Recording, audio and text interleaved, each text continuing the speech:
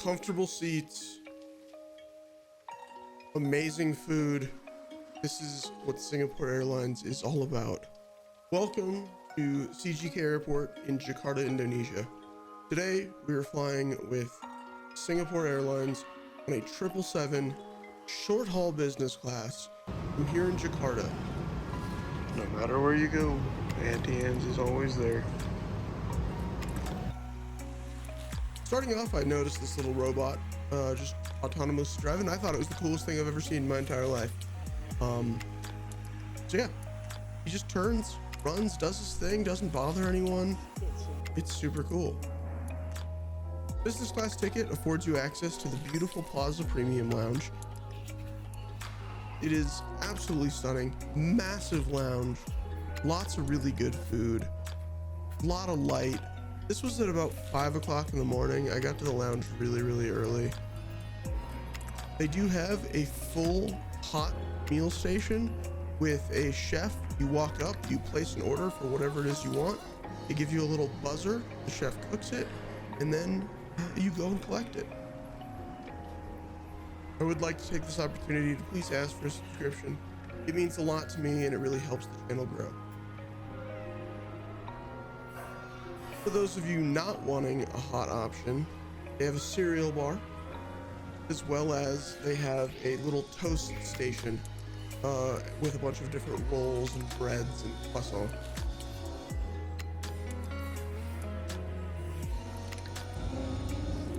So breakfast today is some toast with some jam and butter and a little noodle soup and some bottles of water.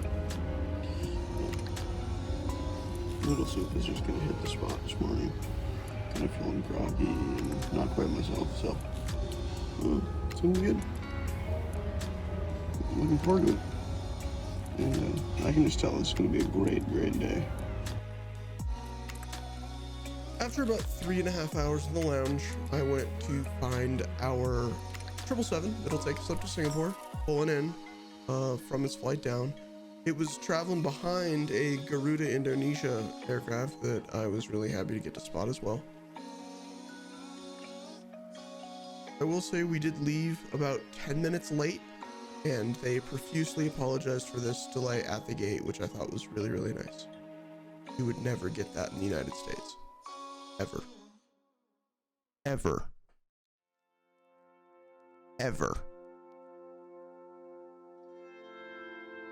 So here we are. We are in seat 20A today in this massive business class cabin. I know this seat's quite controversial, the way you lay sideways.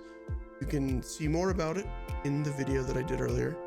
It does have the vanity, the small cocktail tray, a little bit of storage up above. It's pretty deep. You can fit quite a bit of mountain in there.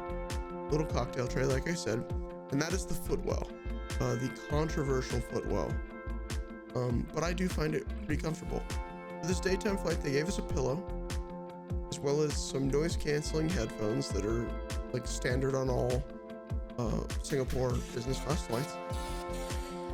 And that's all that was in that well. That's our tray table, but I'll talk more about later. Power port, you know, traditionally USBs and regular plug. A lot more storage and a light. The screen itself, you're so close to it that it's not touchscreen. I will never understand why they did this. You can only control the screen from the remote that you have in the arm. Again, big, beautiful business class cabin. And yeah, the glare during a daytime flight on these screens is pretty immense. You can see my big dumbass. Had a pre-departure beverage of some apple juice because it was so early in the morning. Here's the menu.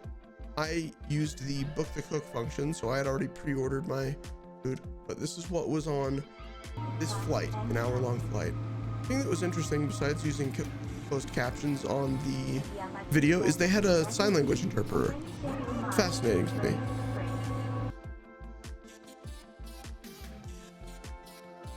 I love this cabin because there is no middle bin space, which makes it feel gigantic. And on a 777, it does indeed feel gigantic. There was like 8 people in business class today. Most of it was open. I probably could have sat in almost every single seat.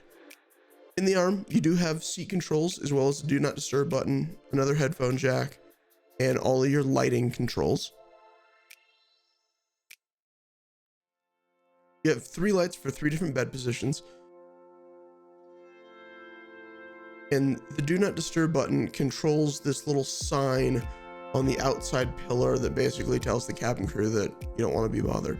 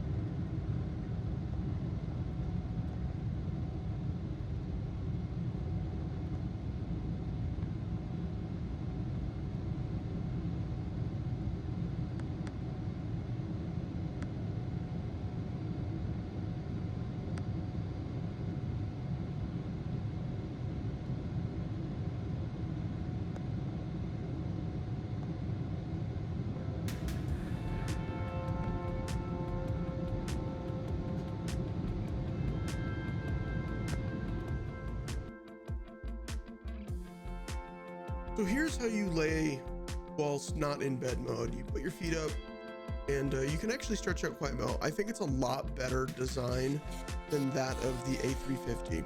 And that is just because the A350 is a little bit narrower. You really can stretch out and get really comfortable on the 777. Also, the leg rest helps quite a bit with being comfortable in this position. Overall, I do really like this seat. I find it to be comfortable and I could spend a lot of hours here.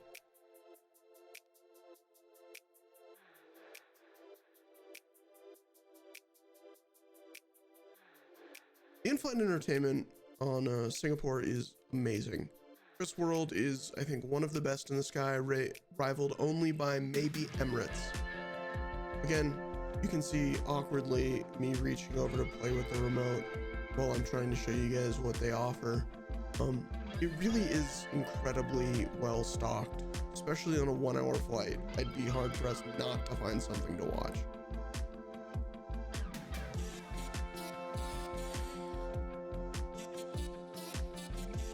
Tray table pops out. It is a massive tray table. You can fit pretty much anything you want. You could have someone sit with you if you somehow squeeze them into your seat and dine together.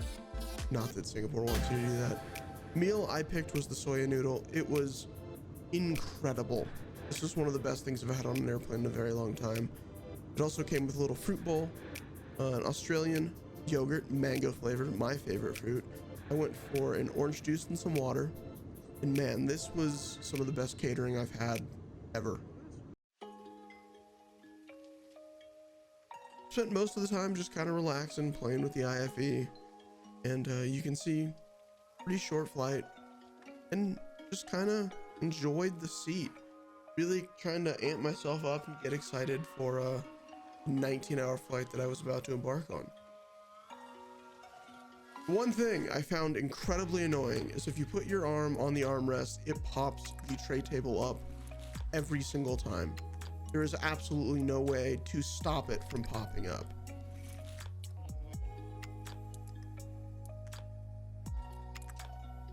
This is something I would recommend they need to get fixed. It's just, everything just pops up when you lay your arm on it. Not a great design feature. Really annoying.